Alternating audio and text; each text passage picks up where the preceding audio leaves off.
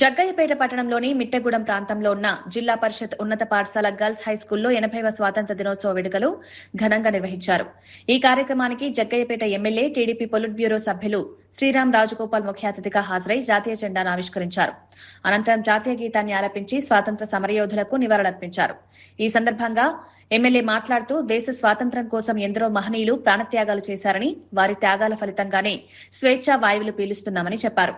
దేశ భవిష్యత్తు నేటి విద్యార్థుల చేతుల్లోనే ఉందని, క్రమశిక్షణ పట్టుదలతో దేశభక్తితో ఉన్నత లక్ష్యాలు సాధించాలని సూచించారు.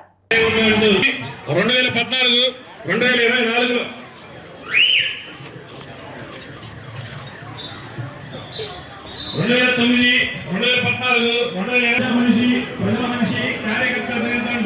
అందరికీ ప్రజలకు అందుబాటులో ఉండే వ్యక్తి, నిష్కల్మషమైన మనసు, మృదు స్వభావి.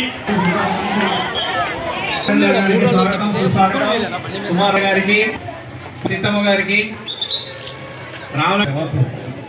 ఇప్పుడు మనకి జెండా వందనం మన ఎస్ఎంసీ చైర్మన్ మరియు విభేదాలు లేకుండా అందరూ కూడా ఐక్యతతో భారతదేశాన్ని స్వాతంత్రం సాధించాం. అయితే ఆనాడు మనం లక్ష్యం స్వాతంత్రం సాధించడం, ఈనాడు మన లక్ష్యం నవ భారతదేశ నిర్మాణం కోసం అందరూ కూడా దృఢ సంకల్పంతో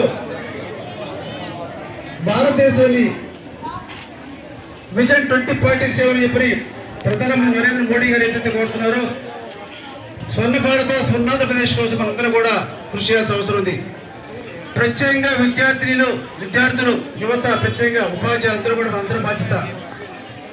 ప్రతి ఒక్కరు కూడా క్రమశిక్షణతో నేను కాకుండా మనము అని చెప్పి మన దేశం, మన సమాజం చెప్పి ఆలోచిస్తే తప్పకుండా నవ భారతదేశం ఏర్పడుతుంది. కాబట్టి ప్రత్యేక విద్యార్థులందరూ కూడా ప్రతి ఒక్కళ్ళు స్వార్థం కాకుండా సమాజ సేవ కోసం, సమాజ హిత కోసం పాటుపడాలి.